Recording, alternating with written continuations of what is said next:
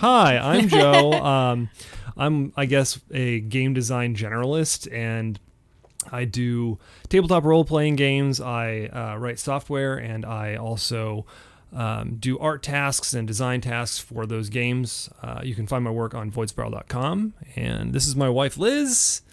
Hi, I'm Liz. I like to write and create interesting worlds. I guess build better worlds. Wayland Yutani slogan, right? Yeah, definitely. And this is my husband. This is our first podcast. We're planning on kind of surfing the waves of creativity and problem solving and like modern media culture and kind of personal opinion. So we think that we have interesting opinions. Hopefully that amuses and interests people. Yeah, definitely. And I guess the thing that we're trying to bring to the table, so to speak, is much polish and as much depth, yeah, specificity, precision, maybe. Yeah. To the creative works that we do as we can, right? We're kind of perfectionists, right? Like when we cook, we like to cook really well. And when we role play, we kind of set ourselves almost to too high of standards, I think. Yep. We'll have a podcast about that one, I'm sure, eventually, where we talk about like why we haven't been playing role-playing games quite so much lately, because we have basically put the bar too high on ourselves, kind of shot ourselves in the foot. It's terrifying to run a game because, because we have all these, we've been playing for many years. And whenever I think either one of us start a game now, there's kind of always this mental background of, but we did this one game that was really great this one time. How am I ever going to top that? Right. Yeah. Forgetting that you build up to that point. Right. Yeah. Exactly. And that your recollection of your game will always be greater than it actually was. And on top of that, like the whole play is what happens at the table, as Matt Colville likes to say, right? You don't sit down and plan a perfect game. A perfect game just sort of comes out. But that's a discussion for another time. That is definitely it. Let's get to the meat of this episode. Yeah. So what are we talking about today, Liz? We are going to be talking about world building, which is something we both really love to do. We like to create interesting and weird and fun places to set games in. So this time specifically, we're going to be doing some world building for a system called Silcore, which we will talk about more later in another episode. Silcore is awesome, and it's great for science fiction games. So we're going to be building a science fiction world together today. What we want to do is give you an idea of the grand scale that you can kind of accomplish, right? And I think we talk about this with each other a lot, is the whole idea of like imagine bigger. Yeah. My company, Void Spiral, we make tabletop role-playing games, but we don't really have a motto per se. That, if we had one, would be the motto, imagine bigger. Because we're always trying to say, like, I grew up on D&D, but I feel like there are a lot of people who are kind of stuck in D&D land and can't really get their heads around, like, different spaces to role-play in. Yeah. And so I think that, you know, having a little world building session here where we can just say, like, here's the kind of things that we want to see in this hypothetical game, kind of might showcase to people a little bit about like what you can actually do, what you could get away with if you just gave yourself the leeway to do it. And I think it's also good to mention the fact that neither of us are really fans of like pre-generated modules. Right. We want to do something in a unique world. We don't want to do something in a world that, you know, somebody else has generated and decided all the factors and stuff like that on. We want to be the ones to create it. We're greedy like that. Right. This is our world. Yep. This is our game. This is our experience. Absolutely. Yeah, we come from the kind of school where role-playing should be about the characters that the players are playing. Whereas it seems like a lot of module design is frequently more about the tale that is pre-woven and how your characters accomplish goals within that framework, which is, you know, I mean, not to knock it. There are a lot of people who like to play that way. We prefer a more kind of player-driven approach where the GM generally follows the players around, depending on what the players are aimed at and what they think that their characters want to do. Yep. So I just want to give people kind of a really brief overview of what Silcore looks like, because Silcore is going to kind of inform a lot of our design decisions for what kind of world this is going to turn out to be. We don't know what this world is going to be yet. We're live world building this right now, right? So we've got a couple of notes, including the words ship, mech, alien, and scope. And that's pretty much where we're going to start. But to begin with, Silcore is a very, I wouldn't say, crunchy is probably not the right word. It's very analytical. It's very analytical and mathematical. What we like to call it is metric role playing. Okay, yeah. Metric role playing, where the stats and skills and statistics of the game are like translatable. Like in the metric system, you can get grams from volume and things like that. You can translate the statistics in Silcore directly. And they're scalable too. They're very easily scalable from something tiny all the way up to something like a sun. Big. So, which we have done before in a game, and you can actually do it in Silcore, which is amazing to know how much it would take to destroy a sun. And then we can build pretty much anything. That's one of the cool things about Silcore. But more on that in a future podcast. Yeah. But let's build a world. Let's build a world. That's Silcore. It's analytic. So since we're trying to build a science fiction world, I think probably we're going to naturally lean towards hard SF. Yeah. We're both huge like Ian Banks and Alistair Reynolds nerds. So that kind of hard SF era of, what is that, 80s, 90s science fiction? 90s, early 2000s science fiction, That really sits well in our brains. That would be my natural inclination. Do you want to disagree and like try something more soft SF? Something more space opera-y? Yeah, and I've been reading some books recently that I feel like would fall into medium SF. Okay. Which is kind of cool, but nah, let's go hard SF. Okay. That's our comfort zone. Right, so, exactly. That would be the easiest one to do for like our first podcast. So. Yeah. Are we doing military SF, or do you want to keep it more kind of wide open, grand scale? The first thought I had was actually something dealing with like a generation ship. Okay. Or just a very huge, massive, slow ship pondering in the, darkness between the stars. Right. That's the first thought that came to my mind tonight. So what if we mixed those two? Okay. What if we said, and I think we've seen some anime there. We're both also anime nerds, so you're going to hear that weebishness a lot. But I can remember, and I think this is what's the name of that one? Like Gargantia, and also Knights of Sidonia. I think are fits very into kind that. of the idea being, I think, that there would be one big giant generation ship, but multiple factions trying to control that ship, right? Yep. That's cool, because then that kind of dynamic immediately sets us up for multiple conflicts, right? From multiple different kinds of problems to throw in the game. Yeah. And one thing that you'll hear me ragging on about forever is going to be the injection of conflict directly into the lore, because that's the easiest way to make a game world feel active and participant and interesting to your readers. So making sure that like wherever the reader looks within your world building, there's some problem that they could possibly be involved with and try to solve, or accidentally have caused or be a part of or whatever, right?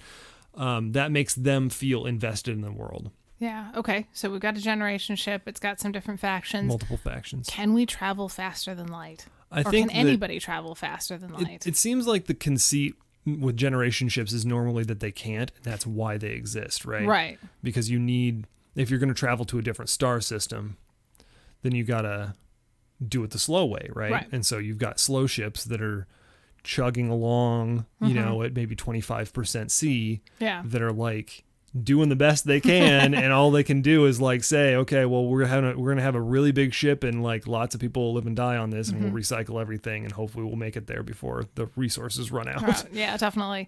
I love the trope in science fiction of like, we sent out all of these slow generation ships, and then technology progressed, and now people can do much faster travel.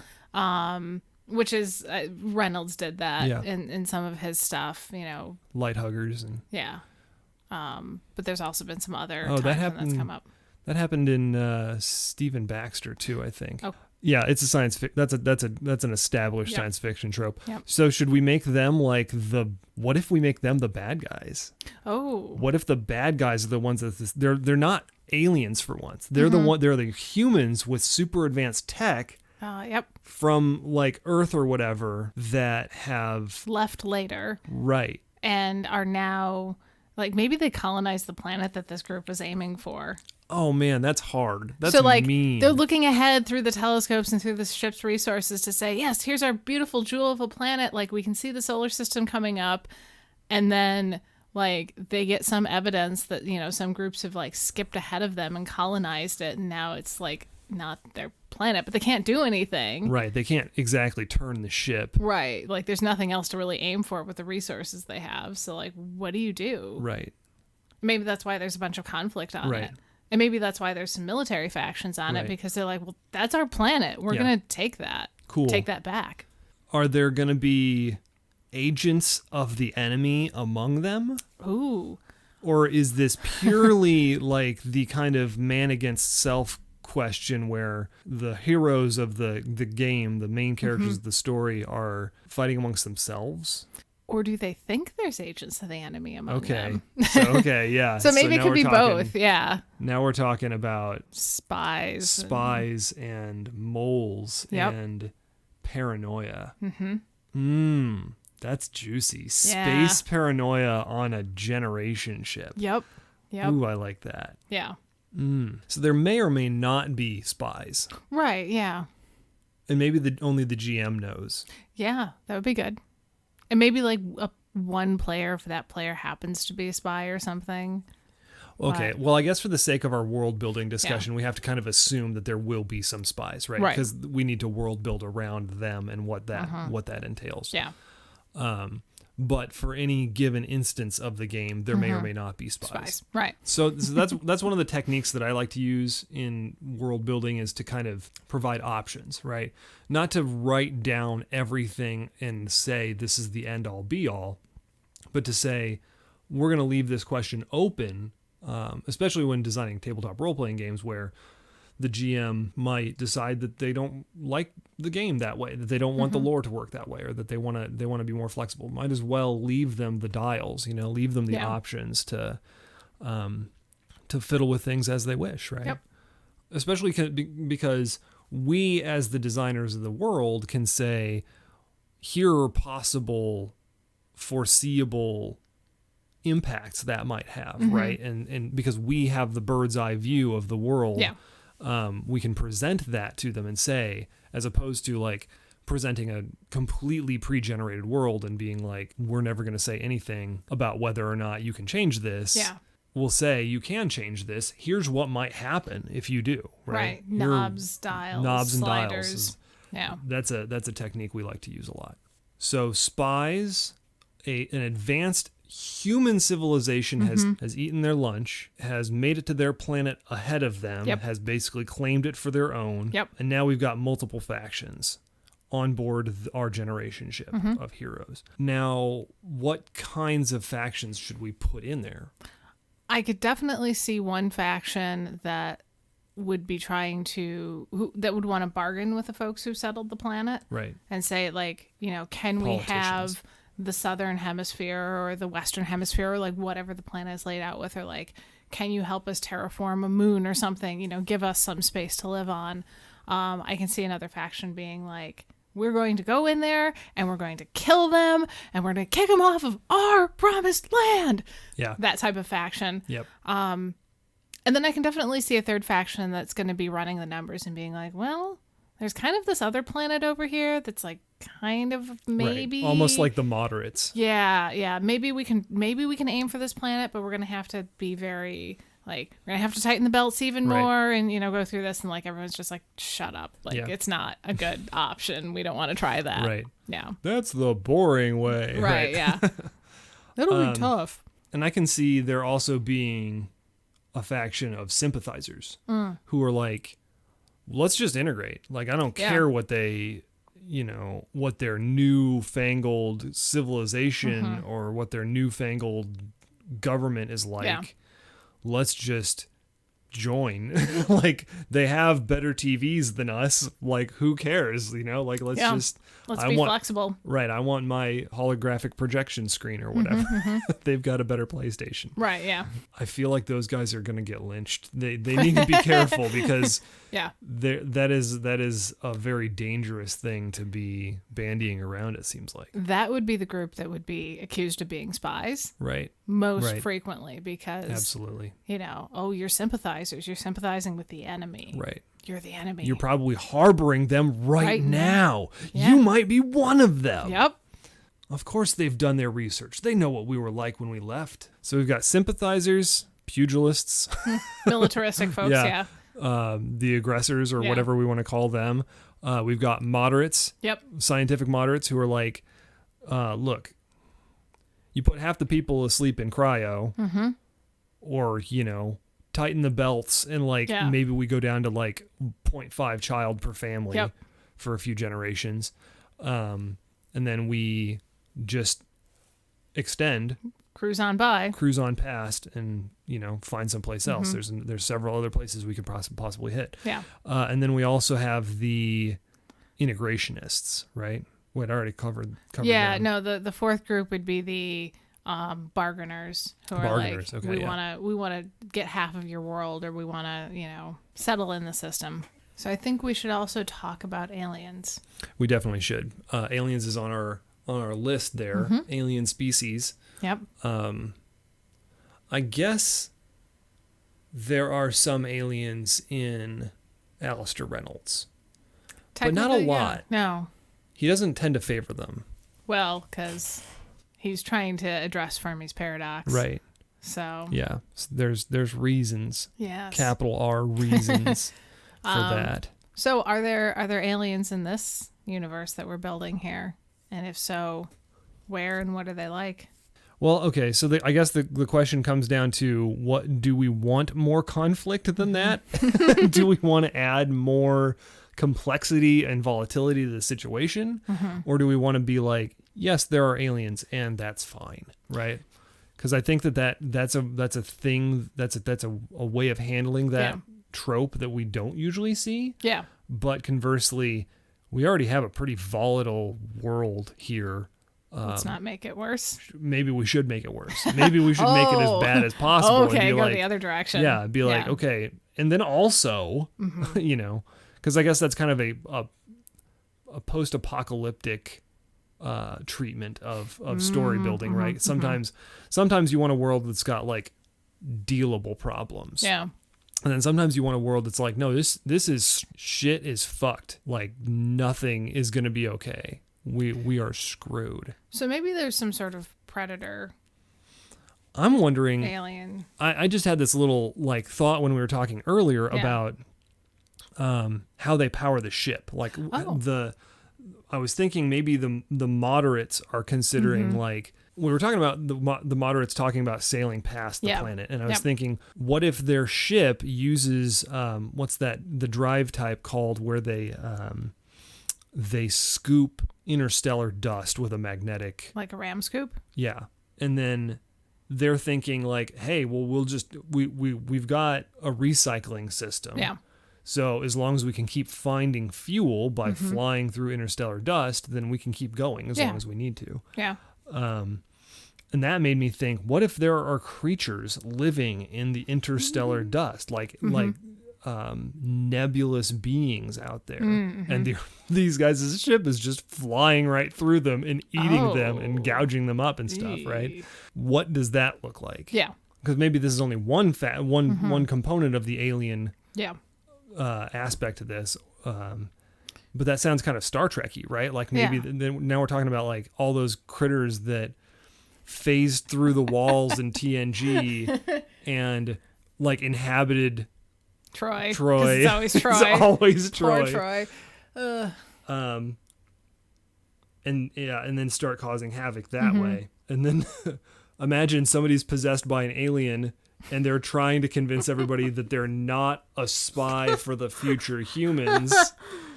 That sounds like fun. Yeah. It sounds like Paranoia in space. And they're an alien, like alien emissary there to like try to do a peace deal Right. to prevent their species from getting, scooped up. Right. And everyone's just like, yeah, no, you're a crazy person. We can't deal with this. Go to med bay. Yeah. Get yourself corrected. They're like, no, seriously, I'm not brainwashed. Right. Okay. Yeah, that's good. I feel like that's more of like a background thing, though. Yeah.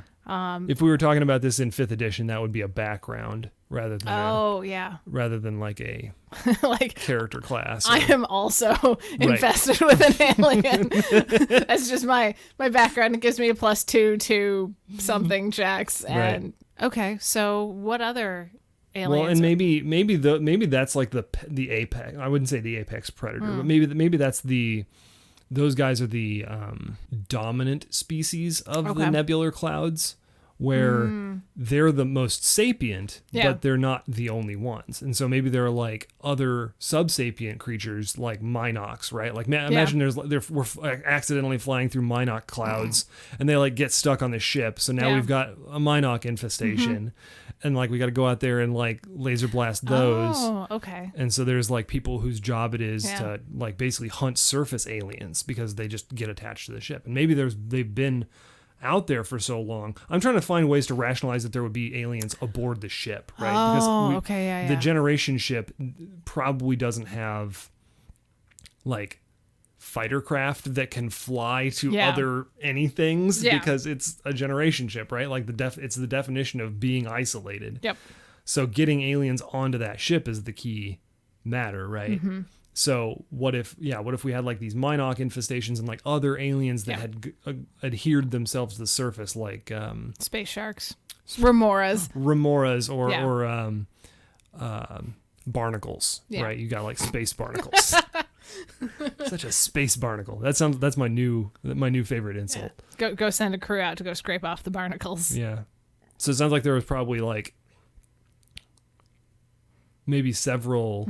I can see this being a job, like an actual class. Silcor doesn't have classes. It's kind of an open, like you pick whatever kind of skills that you want to have, but they usually provide archetypes and say like, if you want to play a pilot, you play it like this.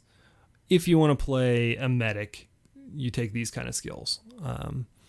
We can have kind of portfolios like that say like, here's how you would build this kind of character. So my portfolio is Space Barnacle Scraper. Yeah, there you go. That's your job title. Okay. And I feel like the Space Barnacle Scraper is like the lowest rung of that skill tree, of that ladder of jobs. And that there might be like a 3rd or 4th tier job that is like the guy actually gets to drive a mech and go out there and like shoot the aggressive aliens, right? Yeah. The ones that are like going to try to actually fight back as opposed to the space barnacles. Right. Are space barnacles tasty? Are they even edible? Like, what are they made out of? That's a most interstellar dust is like carbon and hydrogen, right? But I mean, add oxygen to that, and you've basically got organic chemistry. I think. Right? Yeah, definitely. So, maybe they're edible too. Maybe that's part of the issue. Is like you're eating our ecosystem. That's an interesting point. I like the idea that maybe let's push that, right? Let's push that there's literally a completely parallel ecosystem on the outside of the ship. Like the outside of the ship is now basically like an alien planet. Kelp forests, right? Barnacles, yeah. Sea star thingies. Yeah, all kinds of crazy starfish aliens and stuff. And it's slowing the ship down, probably. God, you're right. Yeah. Because it's adding mass. It's adding mass, so it's slowing the ship down. So, we... Oh, no. Okay. Ooh. So then the Navigators Guild or whatever is like pushing for... Look, don't throw these things overboard. We know it's a pain in the ass, but you have to bring them in so that we can burn them and then feed them to the engines for fusion power. Yep. And then like the Barnacle Scrapers Guild is like, no, screw this. This is a pain in the ass. I don't want to bring weird, creepy aliens into the ship. Yeah. And then, of course, like I said, there's got to be like tiers of those aliens where some of them are like intelligent enough to like fight back. Yeah. My fear is like, what if there are some of them that are intelligent enough to like have conversations? Then now we have a real problem, right? Now we're talking about like I love this. Now we're talking about our ship is headed to a planet that is not ours anymore. Mm-hmm. And now it's also being taken over by people who we're trying to keep away because they're not even human, right? Right, yeah. Wow. Yep. That is like a perfect dance of whose house. Ooh, and I just thought of a fifth faction. Like, what if there's a fifth faction that's been working with the aliens? Because, like, in interstellar space, a solid surface is probably not incredibly common. So what if they're working with the aliens to actually have the ship stop somewhere out in interstellar space and, like, set up a symbiotic ecosystem between the humans living on board the ship and the stuff on the outside of the ship, so that there's a solid surface? Maybe there's something the ship can provide. Or Right. maybe they want to do like some movement still where they can like chase clouds of interstellar gas and it would help out the ecosystem. Yeah. So there's like a faction of scientists Yeah. who want to assist the aliens as much as possible. Sympathizers. Sympathizers. Yeah.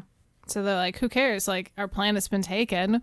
We can just stay out here and cruise the interstellar, medium for ages and live symbiotically with these aliens that we found out here and be beneficial for everybody.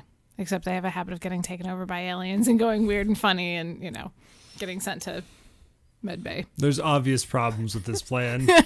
We're going to ignore those. Yeah, I like that. I like that there are several like science factions and several like this sounds probably too politically charged, but like, I like how that there are some like emotionally driven factions and some rationally driven factions. Like there are some people that are like, no, it's rational for us to be like, we should help these aliens because reasons. Yeah. Or that we should choose the safer course because it's less exciting. And then there are other people who are like, no, we need to go to war with these people. They stole our planet. They stole our planet. Our Rage. And I also like how there's some factions in here that are just completely on different pages. Right. Like the sympathizers are on a totally different page. They're on a completely different page than the aggressive ones. Right. They're reading from a different book entirely. Completely different book, yeah. They're never going to see eye to eye on what's actually going to be occurring on the ship because they're approaching two completely separate problems. Right. I really do like the idea of setting this up as a non-win condition type of situation where it's like, it's not like the players of the game are going to figure out how to solve the problem. They're like, the players' objectives are more like how to solve the smaller level problems with the big backdrop of like, we're going to fail. Like we are so going to just explode in space. Yeah. And scatter human remnants all over the place. There's no one grand quest from start to finish for resolution. Right. Yeah, there's a lot of different paths that they could take through there, which could all influence the future of the ship, just in very, very different ways. Right. So, yeah. Yeah, it's kind of like the antithesis of like the great man theory of history, right? Like there's not one perfect button. Right. No one specific quest that will save us all. Well, if we just get to the engine room and push that one button, right. we'll solve. No. Yeah, that's not going to happen. No. But people will tell you that. There are lots of people on board this ship among the probably bargainers and aggressors who will gladly tell you that all we have to do is just shoot those other guys. And we're good. We'll be golden. Yeah. We have all the technology we need right here. It's just, who the other guys are that you have to shoot. You know. It's always they'll be moving the target, I'm sure. Oh yeah. The other thing I like with our alien ecosystem on the outside of the ship and people trying to remove it and stuff is it actually gives us a reason to have things like mechs and stuff like that around. Absolutely. Which it's a science fiction game. We like mechs. Mechs go well with Silkor, so perfect. But like, what if they took a lot of like the cargo loading mechs and stuff like that early on and repurposed them to like scrape stuff off the hull of the ship and things like that? So, that allows us to take technology that makes sense on a big generational ship that would be going to colonize the world and have it have been adapted to something else rather than like some science fiction shows, and I struggle with this sometimes, where it's like, yeah, you're this great generational ship, but then why do you have these big, massive, glorious, shiny fighting mechs? Like, Right. you don't need that. You didn't need that when you left. You need that now, but you didn't develop them now. You brought them with. There's a disconnect there. So I think that gives a good reason for those to have developed along the way organically when stuff started collecting. Right, on the exactly. hull. Yeah, and that leads into kind of a used future kind of aesthetic that I think we both like the whole original Star Wars trilogy versus prequel trilogy, where you know things just looked much more lived in the original trilogy, and it looked like a world. It looked like a place that had been lived in by real beings, and this is going to be very much like that, because this is the definition of reduce, reuse, and recycle. We have exactly 1 million metric tons of matter. Period. That's to it. cross interstellar space. Don't drop something, right? Right. Yeah. Oops, you dropped a wrench off the side of the ship. Great. Now we have one less wrench. Right. Yeah. Now we have 1 kilogram less iron. Yep. Ever. Because those space creatures certainly don't have iron in them. Yeah. So unless we come across an asteroid floating out here, middle of nowhere, which will hit at 25% the speed of light. Right. That will suck. Let's not do that. Let's go ahead and miss that encounter. Yeah. And so they probably also have some other smaller ships, but they're like big cargo shuttle, people mover, drop ship, not like... I wonder if they would even actually have some of that stuff built. They might have like, what did Culture Warchives? Oh, yeah. Where in Banks's culture novels, they had I don't think they were very high level AIs, but they were basically very big computer mainframes that kept like billions of years worth of weapons data. Reynolds did that too. Yeah. The Nostalgia for Infinity also had a workive of a sort where it just like you named the weapon you want and it just generated you a weapon. Right. Yeah. And so maybe they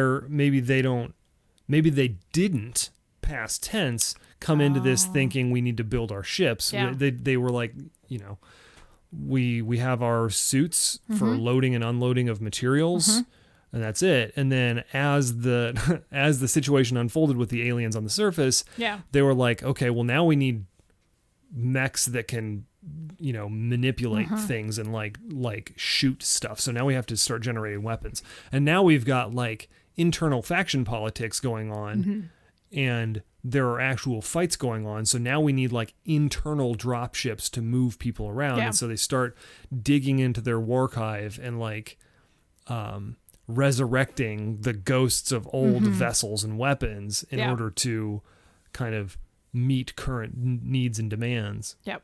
I feel like they would have had some spaceships though, because are you going to land a huge colony ship on a planet surface? Like you have to have something to get people down. Right. But my theory was that they would probably want to not generate those until the very end, right? Save so they've got the matter, the spare parts. Right. Save the matter and the mass for keeping things running. And then as soon as they get to their system, probably they just start breaking down the entire ship.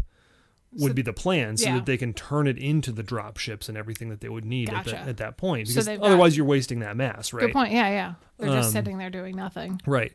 So they probably started. This is probably one of the major points of contention, is that the aggressors are probably spending mass on things, spending mass budget on things that, like the other factions, the moderates and the bargainers and such, are like, we do not have the mass budget for this. You're making it harder for us to produce food. There's no reason for us to have fighter ships right now. Right. Yeah. We're still 50 years out from the planet. Right. Yeah. Yeah, definitely. Okay. Okay, so we've talked a good bit about the kind of overall lore and world building of what's happening here. I think we've got a pretty good picture of what the place looks like. Let's talk about what the characters are going to do. Okay. Because the conceit of this world building exercise is for us to generate a tabletop role playing game world, right? Where players would sit down and generate characters, and then a GM would produce some kind of story structure for them to run up against. How can we define those challenges, and what kinds of characters would they be encouraged or permitted to play? I guess it kind of depends on how we want to focus the lore, the meta of the game, right? In D&D, the meta conceit is mostly fighting monsters. Yep. Generally speaking. But Silcore was set up a little bit more kind of in the like action adventure category, where it was more like you could go entire sessions without fighting people and be doing politicking or be doing espionage type stuff. And I think an espionage or investigation game would work well in this, because you've got so many factions with so many different political things going on, as well as like the potential for spies and people who are actually inhabited by aliens, taken over and stuff like that. So I think you could do some interesting things with that and actually have more of an espionage-y sort of a game easily. Yeah. Yeah.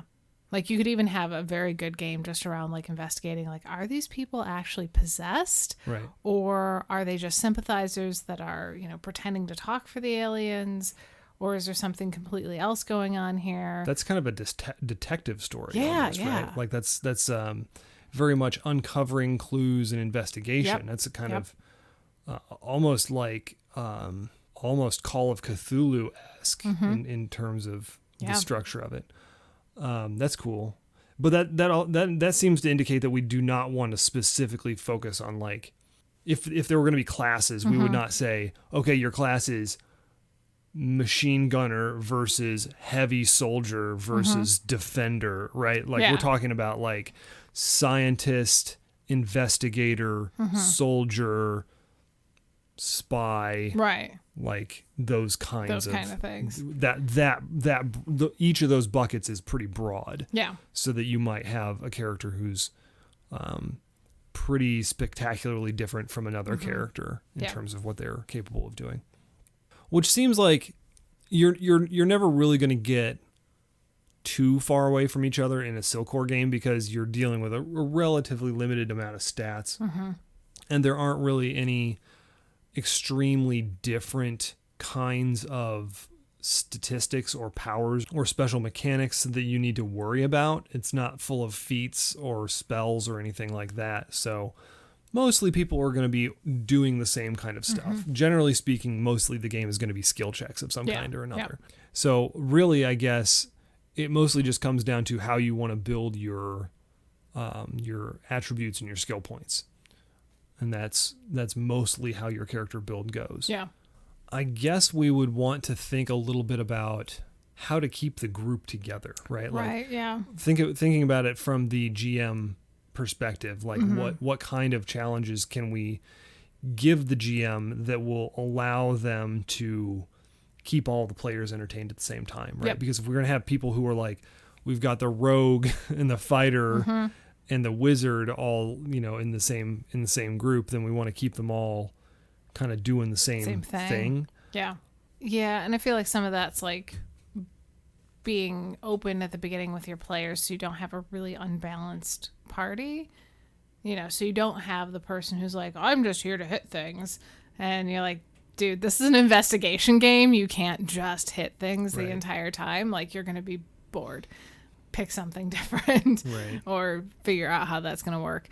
I mean, that'll also partially be on the GM to be like, okay, well, one of my players just absolutely has to play a bruiser, so we got to figure out some way for that guy to get some action. Right? Yeah. So we're talking about how to keep all the players engaged at the same time.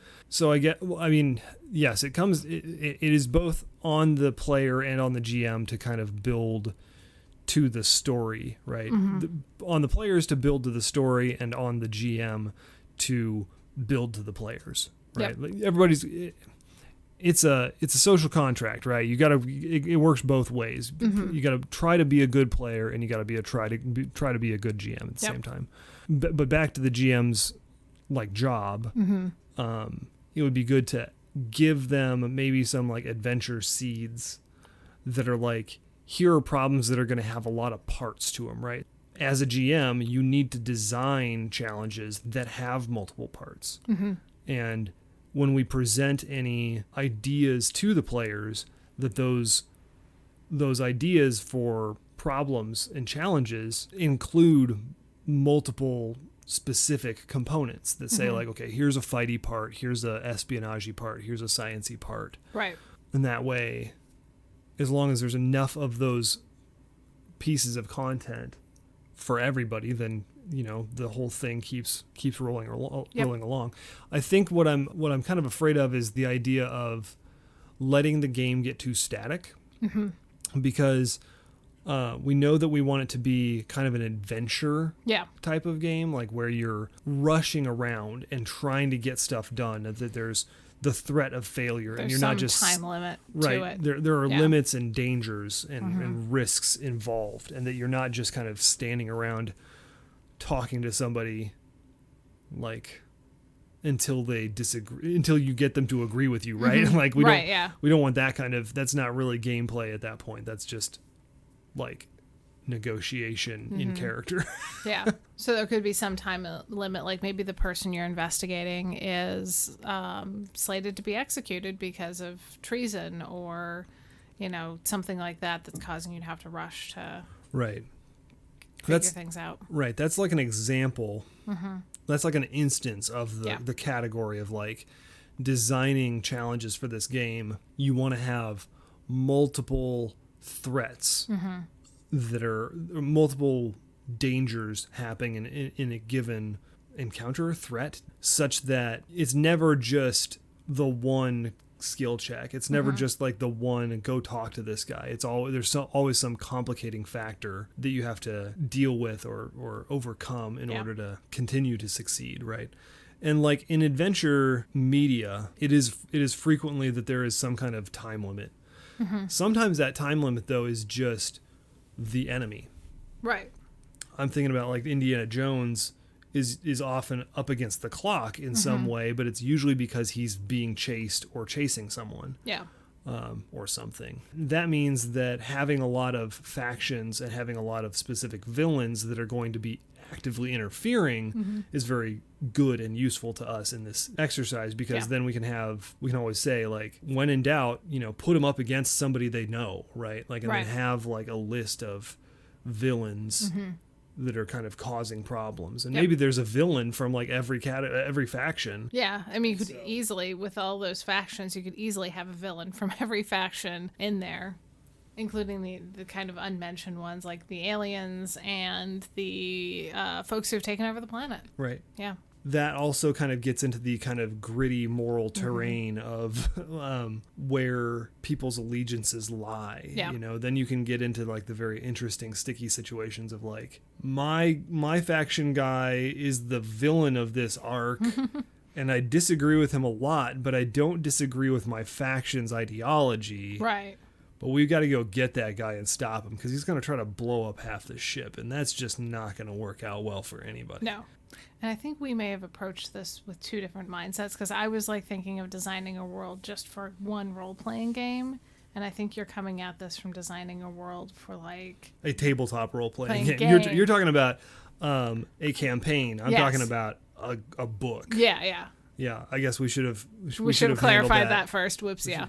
But I mean, a lot of the legwork is going to be the same. It's just like you got to go the step further to actually implement any of those bad guys and decide what those challenges will actually be. But I mean, still to talk about like tabletop role-playing game design, like world building in a more abstract way for a second, that's a good headspace to be in, where you're thinking about both what it's like to design the game, but also what it's like to run the game and what kinds of things you would actually be doing and implementing in a specific campaign. That is frequently most of the meat of content generation for us, at least, is like, well, what kinds of stories would we tell? What kinds of stories have we told in the playtests and stuff? Yep. what kinds of stories have we already done in this genre or in this particular setting, because sometimes we'll like run a setting before we've designed anything for it, and then end up building a game around a setting that we already designed, kind of thing. So I think another thing to talk about with this is technology level, right? Because we've already said we've got a ship that's going 25% speed of light. So we've obviously got a cap when it comes to how fast at least this ship can go at its time frame. We know that there's ships that can go faster because we've had other humans beat them to the world. We've talked a little bit about cryosleep, so that barrier has been broached, but like what other things have also been broached, and that will help kind of decide the world feel like of how far away from our future is this, or how close, is this like an attainable, like recognizable future where they still got, tablets, or do they have brain implants that allow them to interface with the ship and the world and stuff like that? So like what's that tech level at, which will also kind of change the world feel. Yeah, that would definitely change the world feel, because I can definitely see if the protagonists on board their ship have like advanced projection holograms and like mental implants and stuff, then it actually becomes kind of hard to conceive of what the more advanced people would be like, right?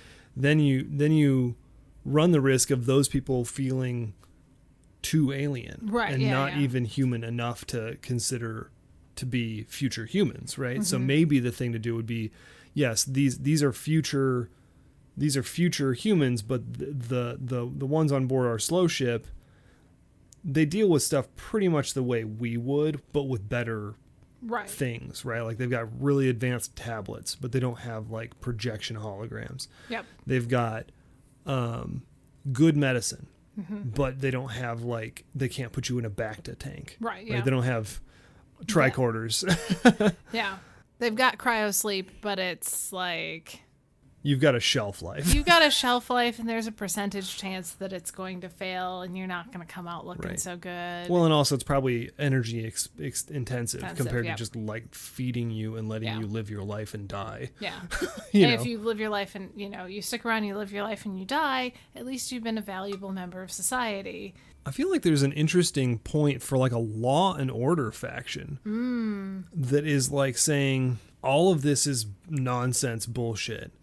And we have to go back to the objective reality that we are running out of mass and we are wasting time and energy. That they're like somewhere between, we were just watching a video about Law and Order, and I feel like I'm misusing that term, but somewhere between that kind of authoritarianism and like climate change advocation, where they're like they're saying we have to be careful right now and change our behaviors as a society, because our societal behaviors are going to destroy us. And our societal behaviors were set up specifically so we would avoid this situation, and we need to go back to those. They're also kind of traditionalists as well. That's interesting, and I would be interested to see where they fall on the debate of like, do we try to colonize the planet that we were intended to colonize, or do we go on to find something new, or do we do something different? And I feel like they could all be kind of divided, so they're kind of like a mushy, faction where they're hedging a lot about those kind of questions. They're saying that's basically immaterial. We have to get there alive first, kind of thing. I can see that being a very interesting argument between those two groups, and I can see between them and everybody else. Right, and I can see the other groups like trying to pull them over into a different side and be like, well, if you want Law and Order, the aggressive side's really the one to be with, because we'll help you impose Law and Order on everybody if you help us. We'll take just this make planet. Everybody do what they're supposed to do. We got the guns. We've got all the guns. Yeah, it's because you're the ones who are causing the problem. I don't know how honestly, I don't know how useful it is as a role-playing game trope, though. That's one of the things that we find a lot in TTRPG design, especially with the world building section, is you can have all the interesting philosophical conundrums that you want, but a lot of them are going to mean exactly nothing to the players playing the game. Yeah. Until somebody picks that as their character class or whatever, as their background, and says like, I'm intentional. I'm the contrarian. I'm always going to say the opposite of what somebody else said. That person just wants inter-party conflict, and that's a different discussion, I think. Yeah. But sometimes it's better to kind of avoid those traps by like not writing yourself into that corner, and like and being permissive about like saying, hey, here's a great way for people who like inter-party conflict to ruin your game, you know? Yeah. Don't let them do this. Yeah. Sometimes it's better to not even present that challenge. Other times it's good to kind of run the gamut and say like these are all the things that can happen. You know, if you're playing in that, if you're building or running that kind of setting where you're kind of relying on a certain amount of realism and like suspension of disbelief and buy-in, then ignoring like obvious factions or feelings that people would have about things is going to be dangerous. Yeah, I think it would also be interesting to build it out in Silcore and like actually resurrect one of our old spreadsheets that we used to use. It's probably broken as hell now, but see how it would actually run. Yeah. It also might actually make a interesting blog post to kind of write up as factions and kind of give like an overview. And let's coin one villain, and then we'll wrap it up with a villain. What kind of villain should we talk about? We only have time for one.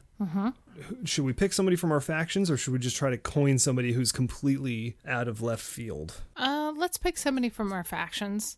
Let's see. I feel like it would be too on the nose to go with aggressors. We'd be done with that guy right away. Yeah, definitely. Like, has a big gun. Angry. How about a bargainer?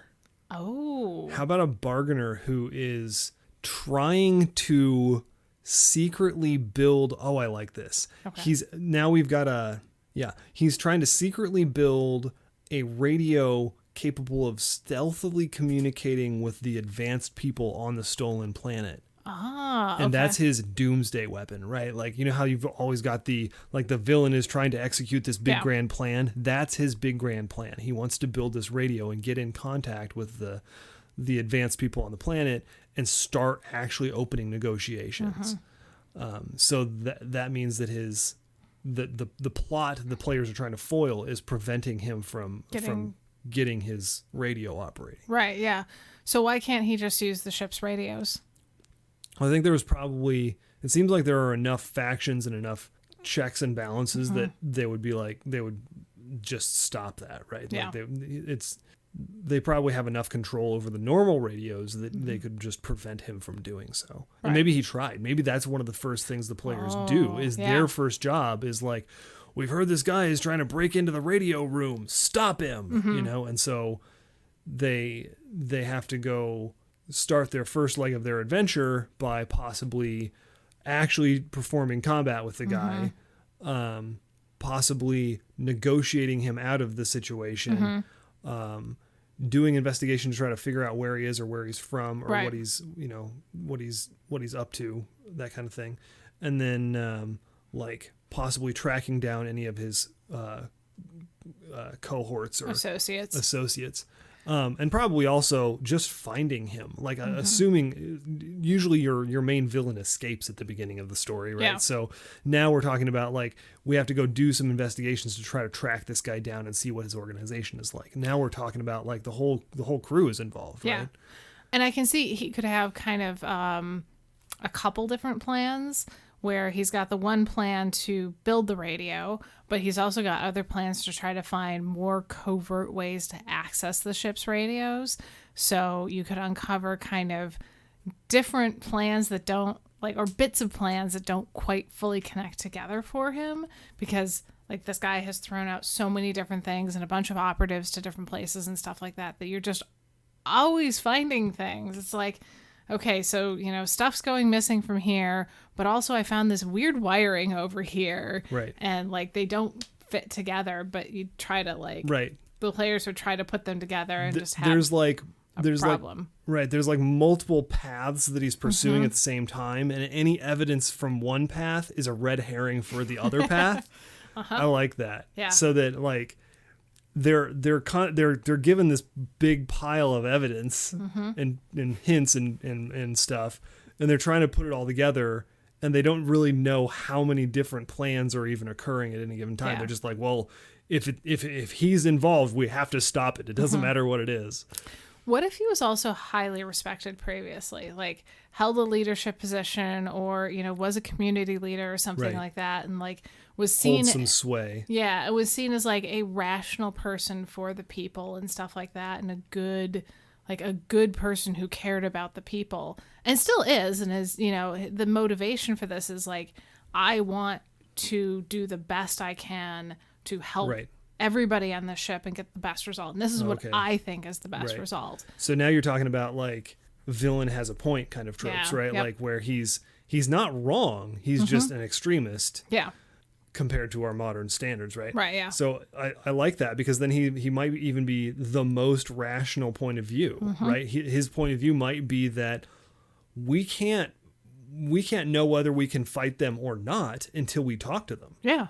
Like, we don't even know if they'll try to stop us if we try to colonize the planet. They might just leave. They may not even know we're on our way. Right. He in his lighter moments, he might be presenting like an awfully noble challenge to the status quo.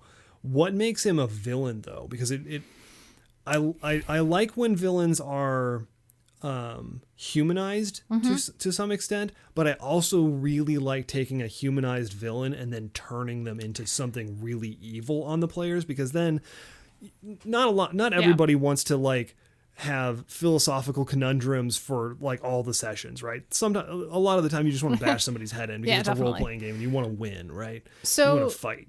So maybe what's happened is, because everybody has been so against the idea of contacting, and he's had so much pushback and he's being denied access, he's made the decision that he has to become a terrorist. Oh, he has no recourse. He has no recourse other than to become a terrorist to help everyone.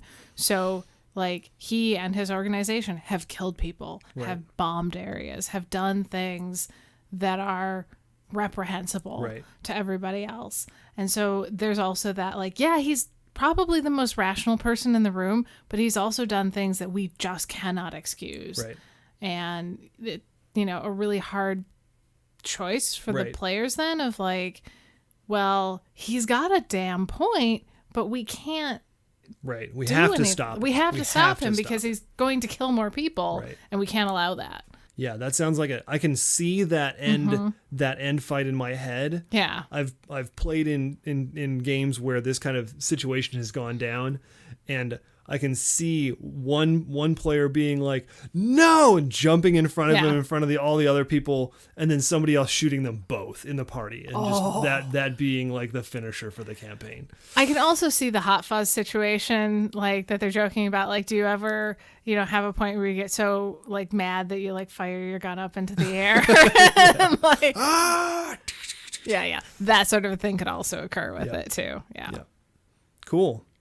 I'd say that was a pretty successful world building session. I would like to play that game. Yeah, it sounds like a fun, bad world. Sounds like a terrible place that would be a lot of fun to run around in and see it get screwed up. We always create the most delightful places to go and visit. You wouldn't want to live there, though. Nope. Yep, that's us. Okay. Yeah, I mean, it seems like it was a pretty successful world building session. We got a lot of lore set up. We got a lot of factions. We know what kinds of stuff the players are going to do.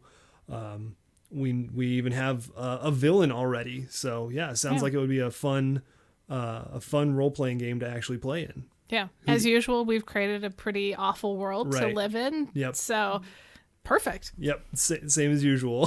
So always pretty chaotic in our stories. So are we going to play rock, paper, scissors for who gets to GM it, or are we going to roll dice? But roll dice, of course. Obviously. Okay. I'm Joe. And I'm Liz. And this is Joe's Table, signing off. See you next episode, everybody. Bye, everyone. Peace.